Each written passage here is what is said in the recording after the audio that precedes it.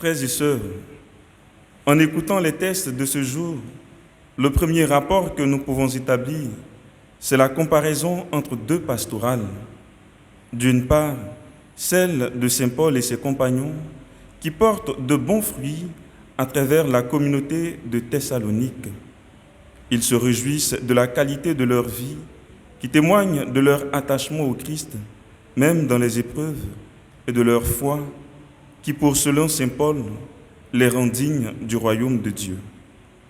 D'autre part, nous avons celle des scribes et des pharisiens qui, au lieu de conduire le peuple à Dieu, se perdent et perdent le peuple. D'où les invectives de Jésus. Malheureux êtes-vous, scribes et pharisiens hypocrites, parce que vous fermez à clé le royaume des cieux devant les hommes. Vous-même, en effet, n'y entrez pas, et vous ne laissez pas entrer ceux qui veulent entrer. Ce malheureux êtes-vous de Jésus exprime la tristesse, mais aussi une condamnation. En effet, pour Jésus, les scribes et les pharisiens convertissent le peuple à leurs idées plutôt qu'au Dieu vivant. D'ailleurs, tout l'Évangile a montré comment leur enseignement, qui est un faux attachement à la tradition de leur père, était précisément l'obstacle qui les empêchait de reconnaître la nouveauté que Dieu apporte en Jésus. C'est dans cette ligne que le Seigneur poursuit ses invectives contre eux. Laissant de côté leur piété et leur vaine et leur vanité personnelle, il s'en prend à leur doctrine. Ici, il choisit un point particulier, la vanité des serments que prononçaient les Juifs. En effet, les Juifs, comme beaucoup d'autres peuples, avaient recours aux serments pour garantir solennellement la valeur d'une parole, soit qu'il s'agisse d'une promesse dont ils veulent assurer l'accomplissement ou d'une affirmation dont ils prétendent appuyer la vérité. Dans ces serments, ils avaient recours à la divinité comme garante.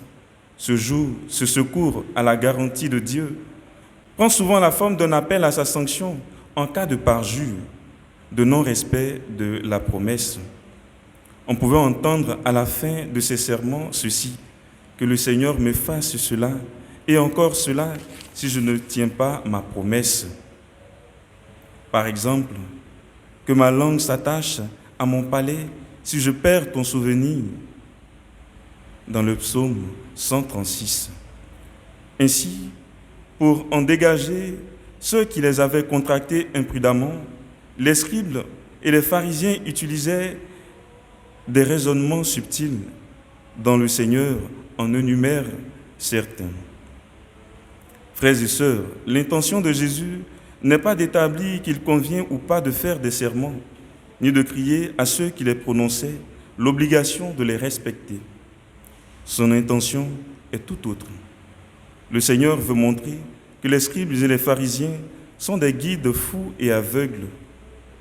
Ils sont tels parce qu'ils ne comprennent pas les choses pourtant simples.